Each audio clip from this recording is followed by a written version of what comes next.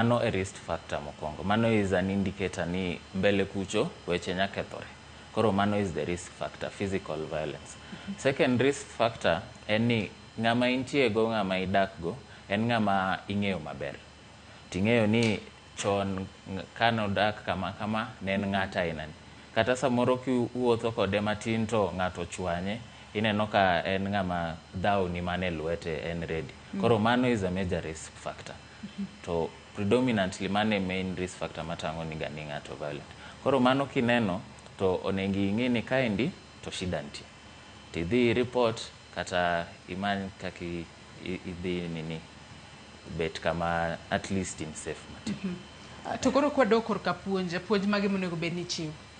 Koro mokwongo en counseling. I believe gani counseling. Ng'eni dhano ng'ama kiwuoyo go kama indi to ifwenyo ni ng'ato samoro kia gima thagi. Ng'ato samoro en ong'e mana ni en dhawe gimong'eyo newach okia ni oko kaka rebe ji nyawuoye to nini miye same result. Koro counseling is the first approach. Secondly, en community training. King'iyo kuonde ma gigi timore be ahinya, ng'eny gi nie towns, yes, but be e dala kuchacha nitie gik mokainagi. Koro onengo be wadhie interior kochacha oko mar town wa educate the rest.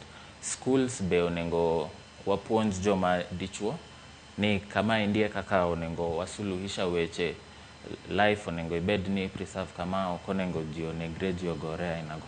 Koro awareness e schools, e communities, e teach, mtandao online ka indi kaka tinde nitie YouTube, magote, emanya tiyogo awareness. Tabithi winjo moko kuom risk factors ma Xavier wacho ka intiere studio ka ni seche moko ka in ng'ano mamiyo ka intiere kod jal ma